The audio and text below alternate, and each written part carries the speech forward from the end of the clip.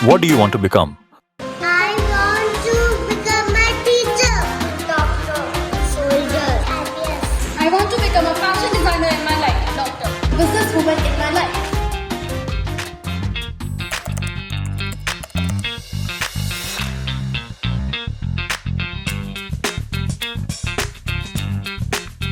In our school, every child is given the opportunity to find their direction.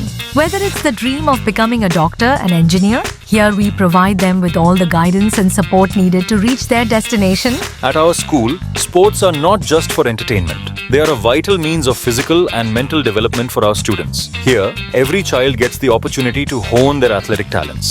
हर माता पिता अपने बच्चे के उज्जवल भविष्य का सपना देखते हैं। सेठ MR Jaipuria school GIDA campus Gorakhpur उस सपने को साकार करने का एक कदम है। नमस्कार, आप देख रहे हैं एफिडेविट। मैं हूं पूजा। अब तक की प्रमुख गतिविधियों पर डालते हैं एक नजर।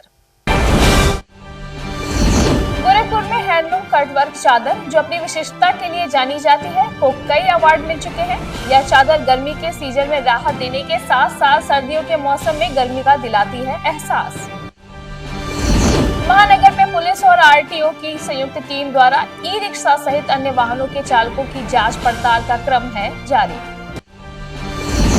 बढ़ रही तपिश और गर्म हवाओं तथा गेहूं की कटाई के दौर में खेतों में आग लगने की घटनाओं में तेजी से हो रही है वृद्धि। पिछले 24 घंटों में 24 स्थानों पर आग लगने के कारण फसलों को हुआ है भारी नुकसान। गोरखपुर रीजन में लंबी दूरी की 20 इलेक्ट्रिक बसें चलाई जाएंगी, जो 31 सीटर है। बसों के संचालन का मार्ग हो चुका है निर्धारित। और अब गतिविधियां विस्तार से। गोरखपुर में हैंडलूम के कटवर्क चादर, जिसे शायद ही यहाँ के लोग जानते होंगे, लेकिन यह चादर गर्मी के सीजन में लोगों को राहत देने के साथ ही साथ सर्दियों के मौसम में इसे ओढ़ने से सर्दी का एहसास भी कम होता है। इन चादरों को केवल गोरखपुर क्षेत्र में ही बनाया जाता है, जिसे फिर फिनिशिंग के लिए बनारस भेजा जाता है। यह आम दुकानों पर कम उपलब्ध रहता है, लेकिन फैब इंडिया या फिर all India handloom marketing cooperative society के काउंटर पर उपलब्ध रहती है। कटवर्क चादर के संबंध में एफिडेविट संवाददाता से बातचीत करते हुए राज्य पुरस्कार से सम्मानित फैजुल हसन अंसारी के पुत्र मोहम्मद ओवैस अंसारी ने बताया कि हैंडलूम पर लगातार 5 से 6 घंटे काम करने के बाद एक चादर बन पाती है। इसके डबल बेड की लागत लगभग 700 रुपए से अधिक आती है। कटवर्क की चादर हमारे वहाँ बनती है और धागा वगैरह कानपुर से आता है। बाकी चादर बनने के बाद कटिंग के लिए बनारसी जाती है और प्रोडक्ट इधर उधर कलकत्ता वगैरह ये सब जहाँ बिकता है। कितना प्रोडक्शन है, मतलब कितने लोग काम करते हैं, कैसे काम होता है इसके लिए? तकरीबन इसके लिए 10 लोग काम करते होंगे। एक चादर बनने में 5 से 6 घंटा लगता है। एक चादर का बनने का खर्च अगर वो डबल बेड की चादर है तो तकरीबन 700-800 आ जाता है। हथकरघा उद्योग के सहायक आयुक्त राजकुमार ने बताया कि इस हैंडलूम के उत्पाद को केवल यह अंसारी परिवार पिछले कई पीढ़ियों से बना रहा है। विभाग द्वारा इस उत्पाद को जियो टैगिंग के लिए भी भेजा गया है। टैगिंग के बाद इसकी महत्ता और गुणवत्ता में और अधिक निखार आ जाएगा। मात्र गोरखपुर में बनती है और कहीं इसका उत्पादन मेरे संज्ञान में जहाँ तक है कहीं नहीं है, और यह बहुत ही कठिन डिजाइन है इसकी। अच्छा, कुछ जियो टैगिंग के बारे में भी आप बता रहे हैं? जी, जियो टैगिंग के पता चला है कि जियो टैगिंग के लिए गया है, अभी प्रोसेस में है। औद्योगिक पर्यवेक्षक शशांक मणि ने बताया कि यह चादर स्किन फ्रेंडली होती है। यही वजह है कि यह बदन पर चुभती नहीं और ना ही चिपकती है। गर्मियों में यह चादर काफी आरामदायक होती है। गोरखपुर की बहुत ही यूनिक चादर है जिसका नाम कटवर्क है। ये चादर बनाने के बाद चादर के नीचे जो फ्लोट्स बन जाते हैं, उस फ्लोट को काटने के लिए फिर ये चादर बनारस जाती है, इसीलिए इसको कटवर्क चादर बोलते हैं। ये आम दुकानों पे नहीं बिकती है। ये हमारे फैजुल जी हैं, बहुत बड़े एक्सपोर्टर हैं, वो एक्सपोर्ट करते हैं। या तो ये चादर फैब इंडिया या all India handloom marketing cooperative society की जो दुकानें हैं भारत सरकार की, हैंडलूम हाउस, वहाँ पे बिकती है। महानगर में पुलिस और आरटीओ की संयुक्त टीम द्वारा ई रिक्शा सहित अन्य वाहनों के चालकों की जांच पड़ताल की जा रही है। यह अभियान आगे भी जारी रहेगा। इस अभियान के तहत नाबालिग वाहन चालकों के खिलाफ सख्त कार्रवाई किए जाने का प्रावधान है। अब तक 550 से अधिक ऑटो चालकों की जांच पड़ताल की गई है। जिसमें 18 ऑटो को बिना परमिट और 16 अपंजीकृत तथा 31 ऑटो व रिक्शा को बिना ड्राइविंग लाइसेंस के संचालन के चालान किया गया है। रूप से जो कार्रवाई थी केवल अस्सुरन पे नहीं हुई थी, धर्मशाला चौराहे पे, आदालत चौराहे पे, कुछ अन्य स्थानों पर अस्सुरन पे हुई थी। शासन के निर्देश क्रम में ये सुनिश्चित किया जा रहा है कि जो 3 व्हीलर है, ऑटो या ई रिक्शा, ये जो ड्राइवर है उनका पुलिस वेरिफिकेशन हो जाए और वो सत्यापित हो जाए, वही लोग वाहन संचालित करें। नाबालिग लोगों के द्वारा वाहन संचालित ना हो और ऐसे वाहन जिनका फिटनेस फेल है उनको भी सड़कों पर न चलने दिया जाए। जो टाइम बार्ड हो गए हैं उनको भी रोका जाए। मंडलायुक्त ने मुख्यमंत्री के संभावित गोरखपुर दौरे को लेकर विभिन्न स्थानों का औचक निरीक्षण किया, जिसमें चंपा देवी पार्क में बन रहे convention centre, carnival dream park आदि का निरीक्षण किया। इस संबंध में जीडीए वीसी आनंद वर्धन ने बताया कि जो कार्य बचे हैं उसे जल्द से जल्द पूरा कर लिया जाएगा। बढ़ रही तपिश और गर्म हवाओं और गेहूं कटाई के दौर में खेतों में आग लगने की घटनाओं में तेजी से वृद्धि हो रही है। कल से आज तक में लगभग 24 स्थानों पर आग लगने के कारण फसलों को काफी नुकसान हुआ है, जिसे अग्निशमन विभाग ने काफी मशक्कत के बाद बुझाया। इस संबंध में मुख्य अग्निशमन अधिकारी जयवीर सिंह ने बताया। किसान भाइयों से यही अपील है, एक तो जो फसल कट जाती है तुरंत उसमें जो भूसा बनाने वाली मशीन है वो ना चलाएं, क्योंकि आसपास फसलें खड़ी होती हैं, उससे भी जैसे भूसा बनाने वाली मशीन चलाते तो वो आग पकड़ लेता है कई बार। तो कम से कम कटाई के दौरान भी 2 ड्रम पानी और फायर उपकरण रखें। साथ ही साथ एक कारण और होता है कि कटने के बाद जिसकी फसल कट गई वो लापरवाह हो जाते हैं, उसके खेत में सपोज कोई छोटी मोटी बात हुई तो वो उतना ध्यान नहीं देते, तो इससे जो खड़ी फसल है तेज हवा होते ही वो तुरंत फसल भी आग पकड़ती है। तो आने वाले जो 10 दिन है उसमें जो है ये कबाड़ा ना जलाएं और ये फसल काटने के बाद तुरंत भूसा ना बनाएं।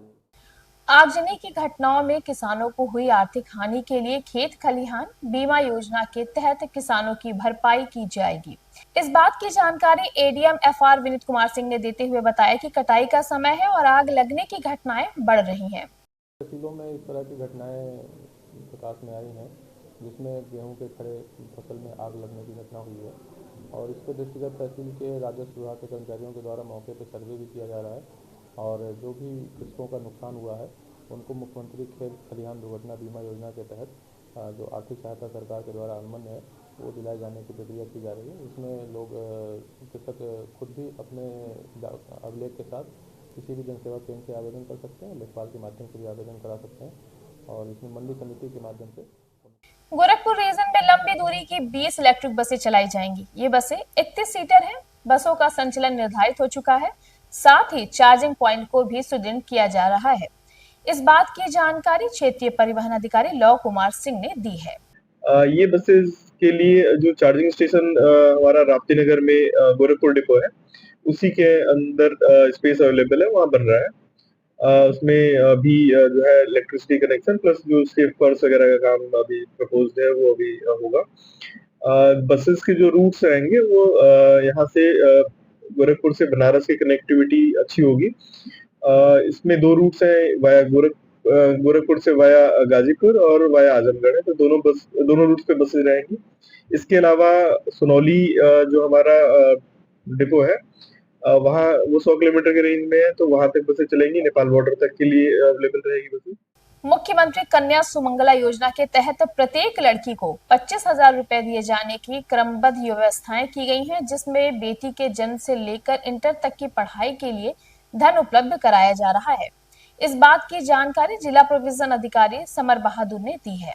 उत्तर प्रदेश सरकार ने महिला कल्याण विभाग के माध्यम से मुख्यमंत्री कन्या सुमंगला योजना की शुरुआत किए हैं, जिसमें जो कि 6 श्रेणियों में 25,000 देने का प्राविधान है। इसमें प्रथम श्रेणी में जैसे ही बच्ची जन्म लेती है उसको 5,000 का प्राविधान देने का है। 1 वर्ष के टीकाकरण के उपरांत 2,000 रुपये दिए जाते हैं। जब वह बच्ची कक्षा 1 में प्रवेश करती है तो उसको 3,000 रुपये दिए जाते हैं और वही बच्ची यदि कक्षा 6 में प्रवेश लेती है तो 3,000 रुपये दिए जाते हैं। अखिल भारतीय कलार जायसवाल महासभा के संरक्षक पूरन चंद्र झरीवाल ने समाज के लोगों को एक सूत्र में बांधने का आह्वान किया है। वे आज मीडिया कर्मियों से बातचीत कर रहे थे। कलाल कलार जायसवाल महासभा रखा है। हमारा ये वर्ग पिछड़े वर्ग के अंदर आता है और अति पिछड़ा वर्ग जो अपने बैकवर्ड कमीशन है उसके अंदर सूचीबद्ध है। हमें, जैसे मैं राजस्थान सचिवालय अधिकारी संघ का लगातार 5 बार अध्यक्ष रहा हूँ, तो मैंने ये महसूस किया कि हमारे समाज के अधिकारियों को जो अच्छे पद हैं उन्हें पर नहीं आश्रित नहीं किया जाता, पदस्थापित नहीं किया जाता और हमें उपेक्षित नज़रों से देखा जाता रहा है। अब हमारे यहाँ शिक्षा के क्षेत्र के अंदर धीरे धीरे जो पिछड़ापन है वो हम दूर करने का प्रयास कर रहे हैं और कई हमने हॉस्टल्स वगैरह खोले हैं और तकनीकी शिक्षा के अंदर हम लोग प्रयास कर रहे हैं कि ज़्यादा से ज़्यादा लोग आवें और प्रशासनिक अधिकारियों के रूप के अंदर ये लोग पोस्टिंग हो सके। एसपी सिटी अभिनव त्यागी ने संगठित अपराधों पर अंकुश लगाए जाने के लिए चलाए जा रहे अभियान के तहत कैंट थाना क्षेत्र के एक अभियुक्त को गिरफ्तार किया है और उसकी संपत्ति की जब्ती करवाई है। इस संबंध में उन्होंने मीडिया कर्मियों को जानकारी देते हुए कहा कि अभियुक्त ने एक फर्नीचर व्यवसायी से फ्रॉड किया था जिसे गिरफ्तार किया गया है। माननीय वरिष्ठ पुलिस अधीक्षक गोरखपुर महोदय द्वारा संगठित अपराध के खिलाफ चलाए जा रहे अभियान के क्रम में थाना कैंट को कल बड़ी सफलता प्राप्त हुई है। थाना कैंट द्वारा थाना कैंट पे पंजीकृत मुकदमा अपराध संख्या 626/2023 जो कि गैंगस्टर एक्ट के अंतर्गत पंजीकृत किया गया था, उसमें अभियुक्त राधेश्याम सिंह और मुन्ना सिंह की 14(1) के अंतर्गत अनुमानित 5 करोड़ रुपए की प्रॉपर्टी कुर्क की गई है। इस जब्त प्रॉपर्टी में उनकी जमीन व एक अदद 2 पहिया वाहन है। अग्रिम विधिक कार्रवाई की जा रही है। और अब हमें दीजिए इजाजत। देखते रहिए एफिडेविट। धन्यवाद।